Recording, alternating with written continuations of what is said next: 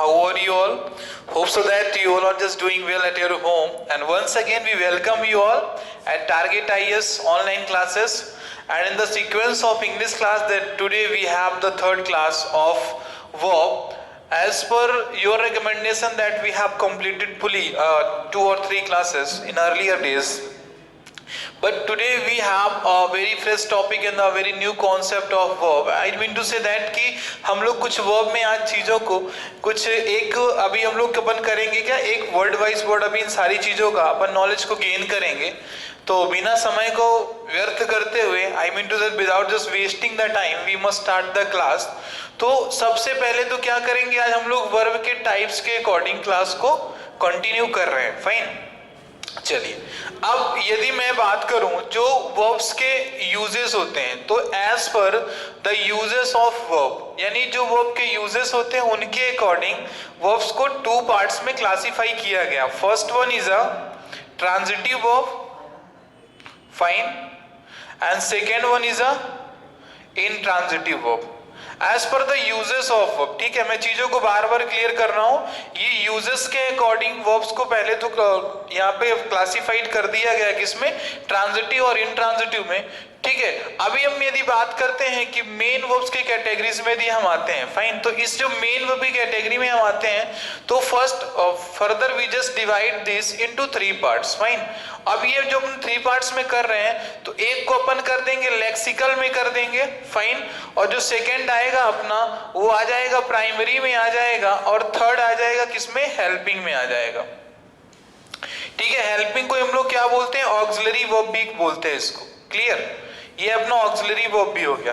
तो सबसे पहले क्या कि एक ओवरव्यू बनना चाहिए अपना कि सारी चीजें सर जो ये वर्ब्स आप लिख दिए हैं तो इनका है क्या, और शायद तक मैंने पहली क्लास में इनके बारे में थोड़ा थोड़ा आप लोगों से डिस्कस किया था. Fine.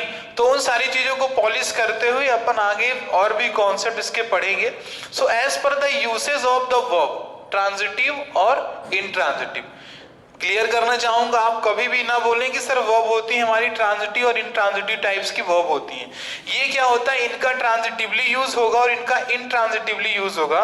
Where there object is required, जहां कहीं पर भी ऑब्जेक्ट का रिक्वायरमेंट होता है एक वर्ब की मीनिंग को फुलफिल करने के लिए, वो हमारा होगा ट्रांजिटिव वर्ब. फाइन. और जहां कहीं पर भी सर ऑब्जेक्ट रिक्वायर्ड नहीं होता है वो हमारा इनट्रांजिटिव कहलाएगा. फाइन. अभी यदि हम बात करें आपसे, तो यहां पे मैंने लिख दिया किल वर्सेस डाई. फाइन.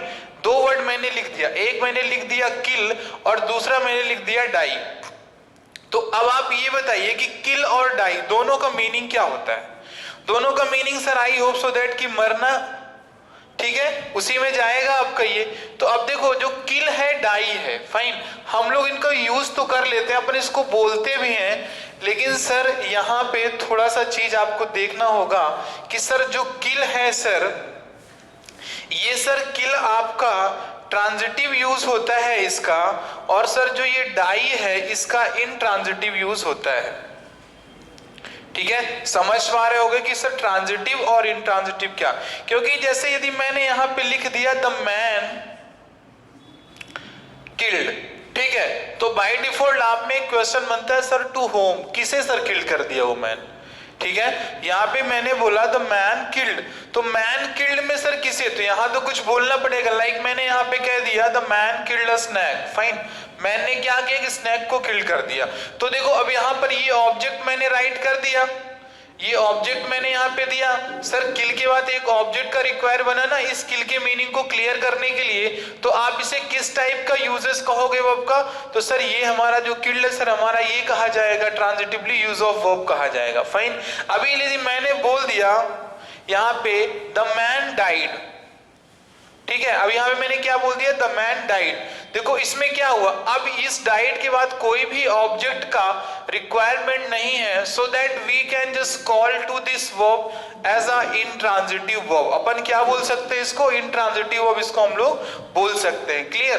तो ये सारी चीजें हो गई. अभी जैसे आप लाफ लेते हो LAUGH, मैंने कह दिया गो लिख लिए आप वहां पे, ठीक है, और फिर मैंने यहाँ पे कर दिया कि आप ये ले लो सीम ले लो, ठीक है। तो इस टाइप की जो ये सभी वर्ब्स हैं जहां कहीं पर भी एक ऑब्जेक्ट का रिक्वायर्ड नहीं होता है वो हमारा इंट्रांजिटिव कहलाएगा, और जहां पर हमारे ऑब्जेक्ट का रिक्वायरमेंट होता है वो हमारा ट्रांजिटिव वर्ब कहलाता है। ठीक है, चलो अब ये लेक्सिकल क्या होता है sir? Lexical verb is also known as sir main verb, जहां पर सर हम लोग वर्ब की V1, V2, V3, V4 और V5 फॉर्म को लिखते हैं। क्लियर?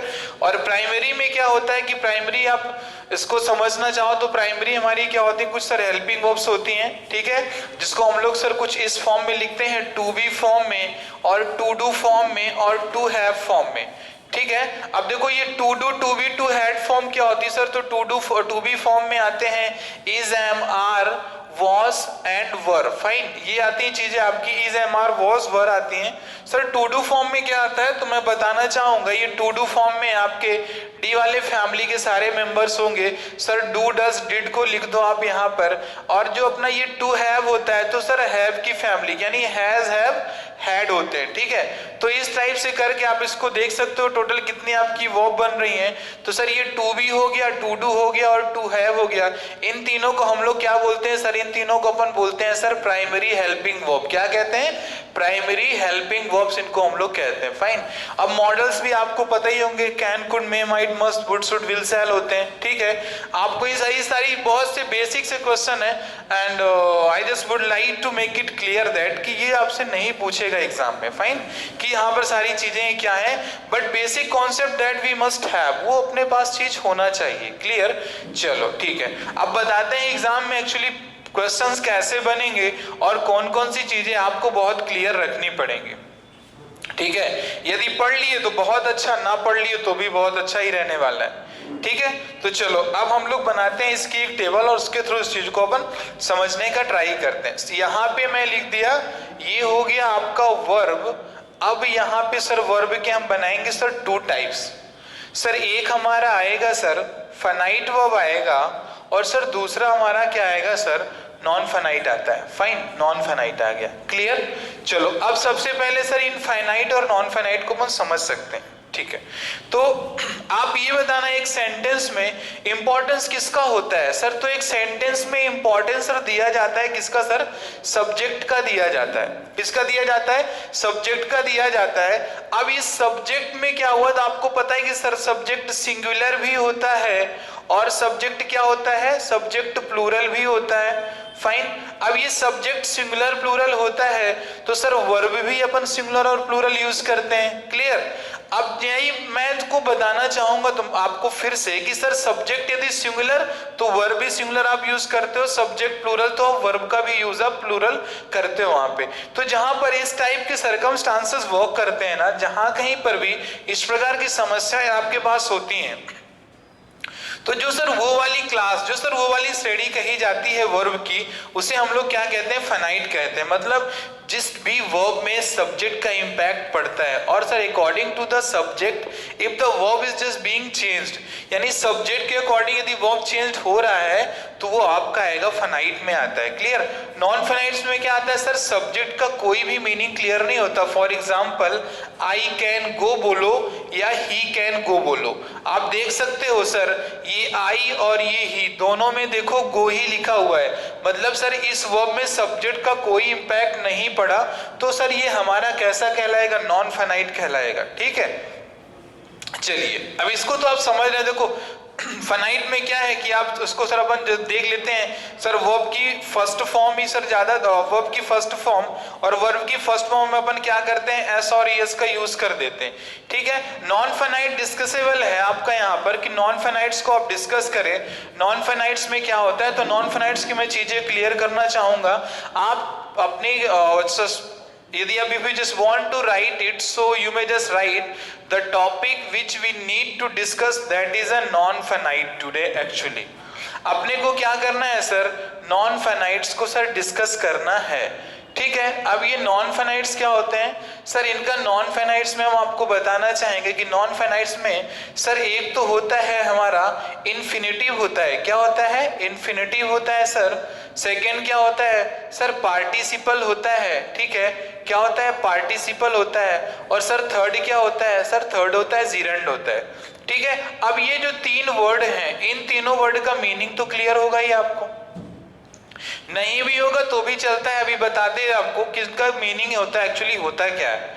फाइन, अब देखो जो ये तुम्हारा दिया गया है इन्फिनेटिव दिया गया है, तो सर एक इसमें क्या होता है सर, एक होता है विथ टू होता है, एक होता है सर विदाउट टू होता है। फाइन, एक होता है विदाउट टू होता है, एक विथ टू होता है। तो इन्फिनेटिव का ये हुआ आपका। और जो पार्टिसिपल होता है, तो पार्टिसिपल में भी सर दो केसेस बनते हैं सर, एक होता है पास्ट पार्टिसिपल और दूसरा होता है प्रेजेंट पार्टिसिपल।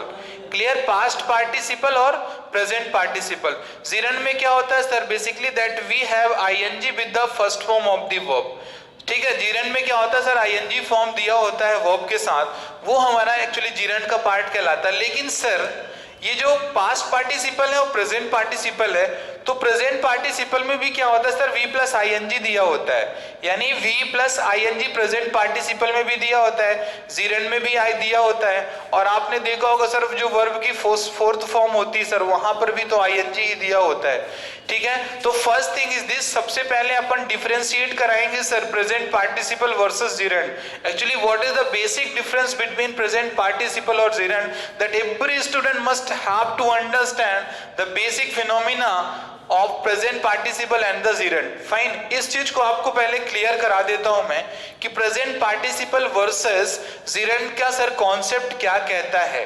ठीक है, चलो अब देखो पहली चीज तो क्या कि पार्टिसिपल वर्ड का मीन्स आपको पूरा क्लियर होना चाहिए।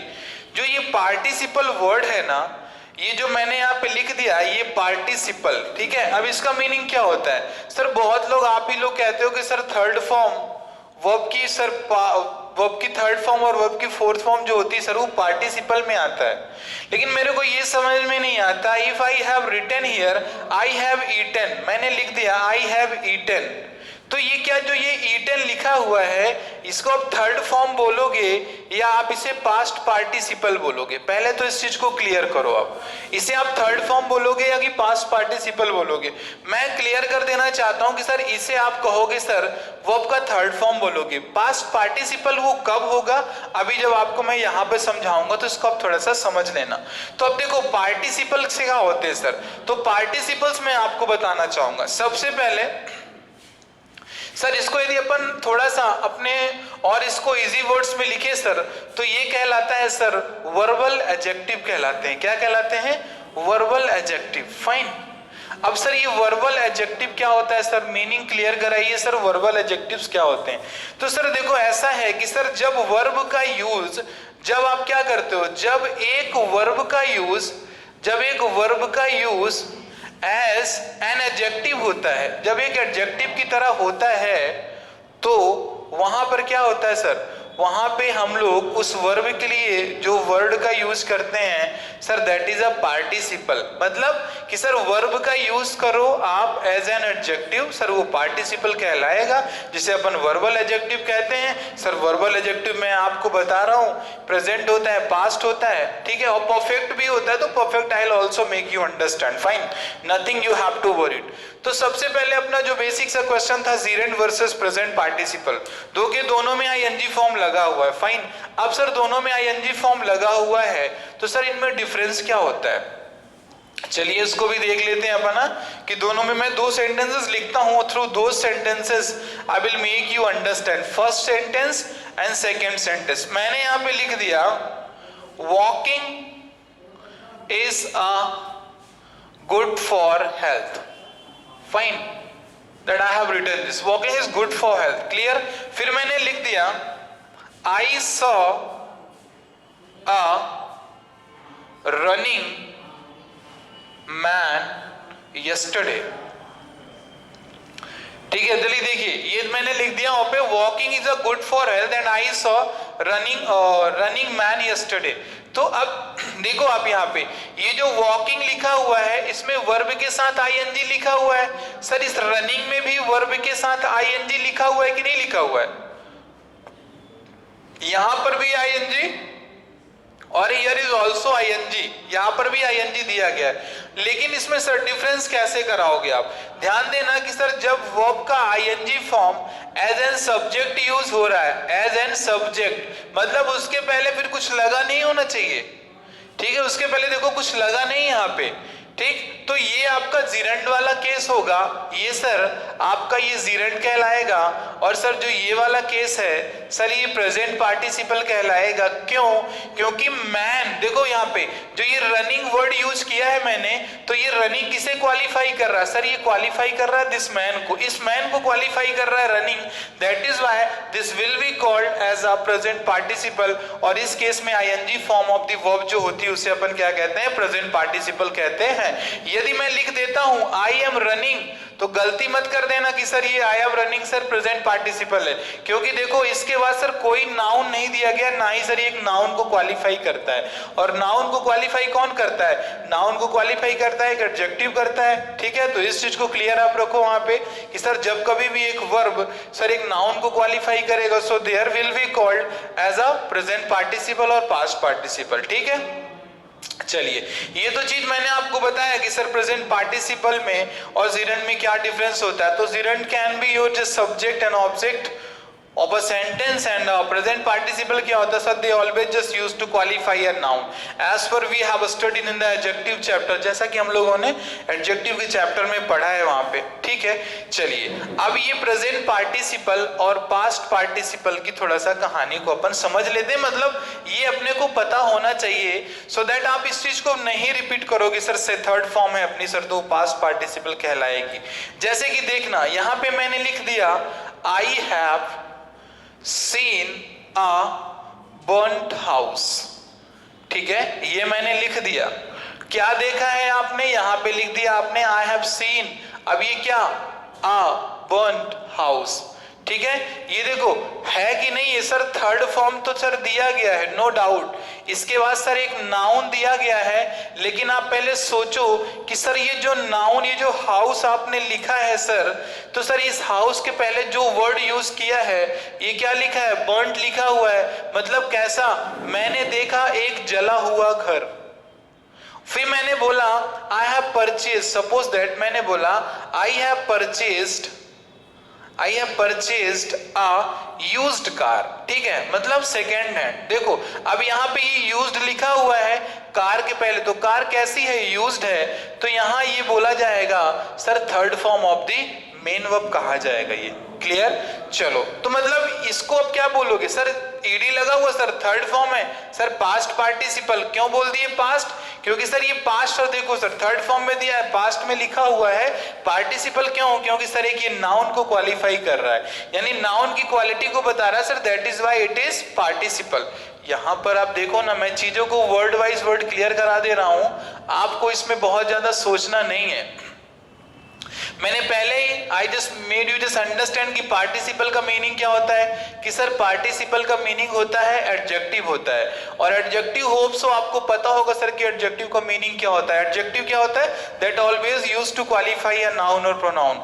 अब मैं बोलूं कि सर ऐसा शब्द जो सर नाउन या तो प्रोनाउन की सर जो व्याख्या या तो जो उनके बारे में बताता है वो एडजेक्टिव कहा जाता है। अब लेकिन जब एक वर्ब बताएगा एक नाउन के बारे में, वर्ब जब नाउन के बारे में बताएगा तो इन दोनों को कंबाइन करके अपन एक वर्ड का यूज करते हैं जिसे अपन क्या कहते हैं? पार्टिसिपल कहते हैं। क्या कहते हैं उसे? अपन पार्टिसिपल कहते हैं। फाइन। अब ये पास्ट पार्टिसिपल मैंने क्यों बोला? क्योंकि देखो ना उसमें मैंने यूज्ड लिखा था। अब आप खुद बताओ कि सर ये किस सेंस में लिखा हुआ है? पास्ट में लिखा हुआ है कि नहीं लिखा हुआ है? So sir that is why this is past हो गया। फाइन। अब जैसे मैंने वही कहीं पे आप आईएनजी देखते हो, सपोज करो कि मैंने बर्निंग लिख दिया, मैंने बर्निंग लिख दिया तो आईएनजी फॉर्म में है सर, ये आईएनजी फॉर्म में है। उसके बाद मैंने लिख दिया बर्निंग के बाद एक मैंने हाउस ही लिख दिया, बर्निंग हाउस। तो इस टाइप की सारी चीजों को आपको क्लियर करना पड़ेगा। और कभी भी आप गलती मत करें कि sir third form sir past participle कही जाती है और sir fourth form present participle कही जाती है।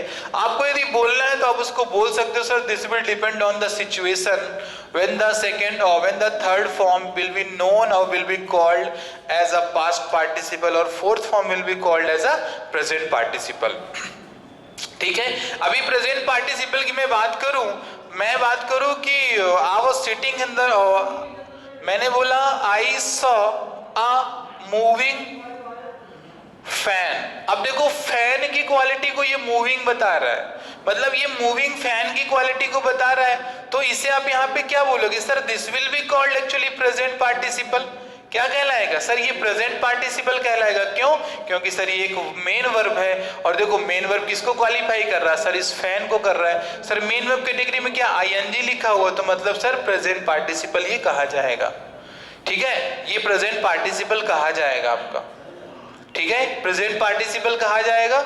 चलिए वेरी गुड, समझ में आपको आया होगा वहां पे कि सर प्रेजेंट पार्टिसिपल और पास्ट पार्टिसिपल एक्चुअली बेसिकली ये क्या होते हैं, ये समझ में आपको आया होगा। ठीक है, चलो वेरी गुड। तो अभी फिर अपन क्या करते हैं, इन्फिनेटिव का केस मैं आपको कल कराऊंगा।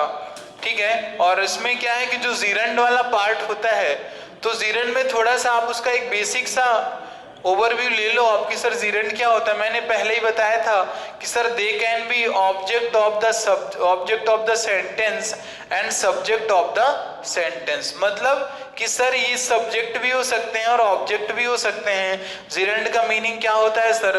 वर्ब की फर्स्ट फॉर्म के साथ आईएनजी लिखा होता है, यानी जब वर्ब की फर्स्ट फॉर्म या तो ऑब्जेक्ट या तो सब्जेक्ट की तरह यूज की जाएगी तो उसे हम लोग क्या कहते हैं? जीरेंड कहते हैं। जैसे मैं वहीं पर लिख दिया अर्निंग इज, मैंने बोल दिया अर्निंग इज बिकेम या earning is become very important to leave the life, मतलब जीवन जीने के लिए सर कमाना बहुत जरूरी हो गया है। तो यहाँ पे ये देखो अर्निंग लिखा है तो सर सब्जेक्ट की तरह यूज हो रहा है, तो सर जीरेंड का केस कहलाएगा, ऑब्वियस ये आपका जीरेंड कहा जाएगा। ठीक है, क्लियर। तो अब वही वाली बात हो जाती है वहां पे कि अब इसमें अपन क्या कर सकते हैं? मैंने बोल दिया अर्निंग इज फॉर लर्निंग, मैंने बोल दिया सपोज दैट मैंने बोल दिया अर्निंग इज फॉर लर्निंग। अब ये देखो आप यहाँ पे मैंने क्या, अब देखो ये लर्निंग तुम्हारा क्या कि सर ऑब्जेक्ट की तरह यूज हो रहा है, सर ये आपका सब्जेक्ट की तरह यूज हो रहा है। देख सकते हो उसको ऑब्वियस वहां पे कि सर आईएनजी फॉर्म वर्ब की यदि सर सब्जेक्ट की तरह यूज हो रही है और ऑब्जेक्ट की तरह यूज हो रही है तो सर किस नाम से आप उसे जानोगे? जीरेंड कहते हो। फाइन। और वहीं पर मैंने आपको पास्ट पार्टिसिपल और प्रेजेंट पार्टिसिपल्स के कुछ केसेस मैंने आपको बताए, so that they actually will be also just understood to you. So I don't think so that कि much actually the examples will be required to make you understand, क्योंकि चीजों को पहले आप इनको समझ लो कि मैंने क्या बोला है। यदि देखो कॉन्सेप्ट आपके लिए नया है तो मैं आप सभी से क्या एक रिक्वेस्ट करूंगा, आप वीडियो को बार बार इसको वॉच करना, वीडियो को आप बार बार वॉच करना, नहीं तो बार में नहीं बोलते कि सर प्रॉब्लम यही रहेगा कि सर आपसे कोई पूछेगा तो बस ऐसे ही बस खड़े हो गए अपन क्या बोल देंगे सर की third form sir past participle कहा जाता है। क्योंकि देखो पास्ट पार्टिसिपल हो या प्रेजेंट पार्टिसिपल हो, मैंने उन सारी चीजों का आपको with example I just made you understand. तो मैं यही चाहता हूं कि हमारे स्टूडेंट कोई भी ऐसी गलती नहीं कहेंगे सर की थर्ड फॉर्म को आप past participle in general sense बोलो और सर प्रेजेंट फॉर्म को आप प्रेजेंट पार्टिसिपल को आप फोर्थ फॉर्म बोलो। ठीक है, तो चलो क्लास इसको आप इन सारी चीजों को आप क्लियर करके रखो, मिलेंगे अपन नेक्स्ट क्लास में। So till that time actually I just want to say thanks for just watching the class, and again this will meet in the next class with a new concept of gerund and in infinitive case of verb. Fine. So till that time would like to say thanks for the watching the video. Have a cheerful day.